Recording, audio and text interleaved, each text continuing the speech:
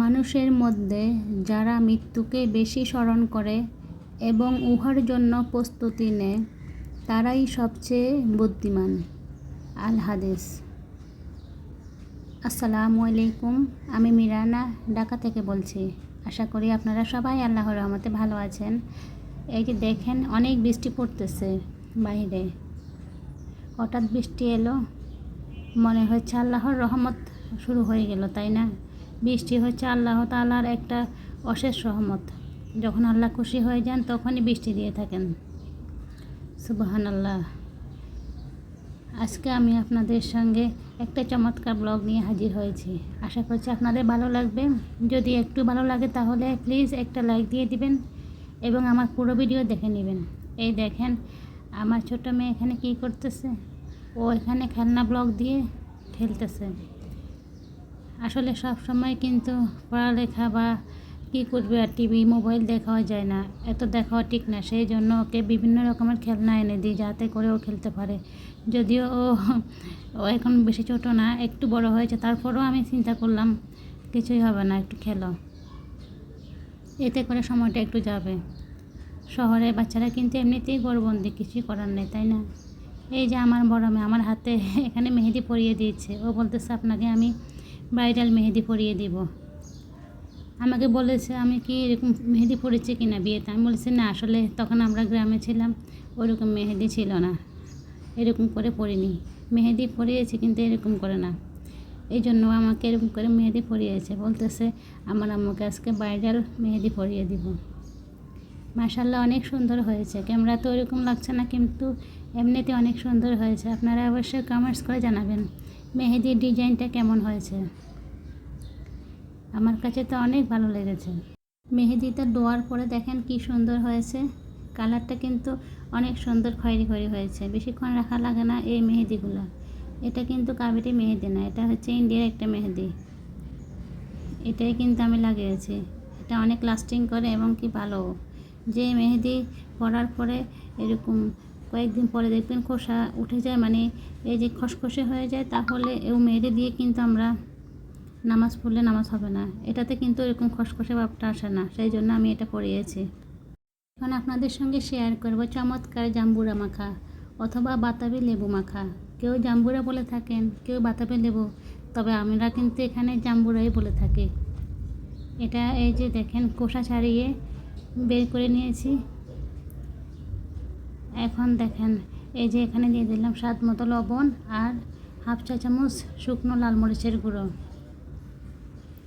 এই গরমে এটা কিন্তু অনেক ভালো। আর যেহেতু প্রচুর পরিমাণে ভিটামিন সি আছে, সেই জন্য এখন কিন্তু এটা খাওয়া খুবই জরুরি। কারণ এখন ঘরে ঘরে সবারই জ্বর সর্দি কাশি লেগেই আছে, তাই না? এখন দিয়ে দিলাম এখানে আমি 1 টেবিল চামচ চিনি। এটা কিন্তু একটু জাম্বুরাটা টক মিষ্টি আছে, তারপরে একটু চিনি দিয়ে দিলাম যাতে করে আমার মেয়েরা খাবে, সেই জন্য। আর স্বাদটাও কিন্তু একটু বেড়ে যাবে চিনি দেওয়ার পরে।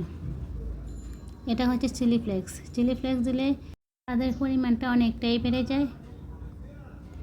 চিলি ফ্লেক্স না থাকলে আপনারা 2টা মরিচ কুচি কুচি করে কেটে এখানে দিয়ে দিবেন, শুকনো লাল মরিচ, এতে হয়ে যাবে। এখন এখানে দিয়ে দিচ্ছি আমি সরিষার তেল, 1 টেবিল চামচ সরিষার তেল। অনেকে কিন্তু কাসুন্দি দিয়ে মেখে নেন, আসলে কাসুন্দি দিলে আমার মেয়েরা খাবে না, সেই জন্য আমি কাসুন্দি দিই নেই। সরিষার তেল দিয়ে মেখে নিয়েছি, এতেই করে কিন্তু চমৎকার হবে। আমি আশা করব আপনারা একবার হলো এই সিজনে এভাবে করে জাম্বুরা মেখে খাবেন, আপনাদের অনেক অনেক ভালো লাগবে। জরায়ু ভ্যাকসিন নিয়ে আজকে আপনাদের সঙ্গে কিছু কথা বলবো। আমাদের মহিলাদের এই যে জরায়ু ক্যান্সারটা হয়ে থাকে, প্রতি বছরে 10,000 মহিলা কিন্তু এই জরায়ু ক্যান্সারে মারা যায়। আমরা কিন্তু লজ্জা শরমে কাউকে বলতে পারি না আমাদের যে সমস্যাগুলো, তাই না? সেই জন্য আমাদেরকে কিন্তু সচেতন হতে হবে। এই সমস্যাগুলো কিন্তু আমরা কারোর সঙ্গে শেয়ার করতে পারি না, এমনকি হাজব্যান্ডের সঙ্গে আমরা শেয়ার করতে পারি না, তাই না? আমার মনে হয় আমরা চাইলেই কিন্তু এটা অনেকটাই নিয়ন্ত্রণে রাখতে পারি ইনশাল্লাহ। এই যে আমরা যদি চাই জরায়ু ভ্যাকসিন দিতে, তাহলে কিন্তু ইনশাল্লাহ অনেকটাই এই যে জরায়ু ক্যান্সারের প্রবণতা কমে যাবে। 9 থেকে 14 বছর বাচ্চাদের 2টা করে ভ্যাকসিন। এর মধ্যে 9 থেকে 14-র মধ্যে বাচ্চাদের 2টা করে ভ্যাকসিন দিলে কিন্তু হয়ে যাবে। একটা দেওয়ার পরে তারপরে 6 মাস পর আরেকটা। আর আমাদের বড়দের কিন্তু সবারই দেওয়া উচিত 3টা করে ডোজ আছে, ডোজ 3টা, একটা দেওয়ার পরে 1 মাস পরে একটা, 6 মাস পরে একটা। আমাদের কিন্তু এই জ্বরের ভ্যাকসিনটা দেওয়া উচিত। যদিও এটা অনেক ব্যয়বহুল, তারপরেও পরবর্তীতে কিন্তু এটা আমাদের অনেক ক্ষতি হবে। আগের থেকে আমরা এটা প্রতিরোধ করতে পারি আল্লাহ চাইলে। সেই জন্য ভ্যাকসিন দেওয়ার চেষ্টা করবেন। আসুন আমরা সবাই ভ্যাকসিন দেওয়ার চেষ্টা করবো ইনশাল্লাহ। 9 বছর বাচ্চা থেকে শুরু করে সবাই যেন আমরা এই জ্বরের ভ্যাকসিনটা দিতে পারি। আল্লাহ আমাদের সেই তৌফিক দান করে দেন, আমিন। এখানে হচ্ছে আসলে হুজুরদের নিয়ে কিছু কথা বলবো। আজকাল কিন্তু বাসায় হুজুর রাখা বা মাদ্রাসায় মুক্তবেদে বাচ্চা দিব পড়াতে, সেটাও কিন্তু নিরাপত্তা নেই। সেটা নিরাপত্তা কে দিবে? ছোটোবেলায় চিন্তা করতাম হুজুরদের কাছে কিন্তু নিরাপদ। আসলে এখন দেখতেছি সবচেয়ে খারাপ হচ্ছে হুজুরেরা। তবে সব হুজুরের কথা বলতেছি না, সব হুজুর না, কয়েকটা হুজুরের জন্য কিন্তু সবগুলাকে আমাদের খারাপ বলতে হচ্ছে। এই জন্য আমি অনেক দুঃখিত। অনেক হুজুর আছে অনেক ভালো, কিন্তু কয়েকটা হুজুর এতটাই খারাপ, সেই জন্য আমরা ভালোটাই চিনতে পারি না, ভালো কোনটা সেটাও বুঝতে পারি না। আমি কী করবো, আমার বড় মেয়েকে একটা আন্টিকে দিয়ে, মহিলা হুজুর দিয়ে বড় মেয়েকে বাসায় আরবি পড়িয়েছি। এখন আমার ছোটো মেয়ে পড়ার সময় হয়েছে, চিন্তা করলাম না আমি এখন হুজুর রাখবো না। এখন আমি একটা মহিলা হুজুর রেখেছি। আসলে যে হুজুরগুলো আছে, আমি যদি মুক্তবে দিয়ে দিই এবং বাসায় হুজুরটা ডেকে আনি রাখি, তাহলে আমার মেয়ে নিরাপত্তা কে দিবে? আমার নিরাপত্তা কে দিবে? আমরা তো এখন নিরাপত্তাহীনতায় ভুগবো, তাই না? অনেক কষ্ট হয়। ভালো হুজুরও আছে অনেকগুলা, কিন্তু আমরা তো চিনতে পারি না, বুঝতে পারি না খারাপ হুজুরের জন্য।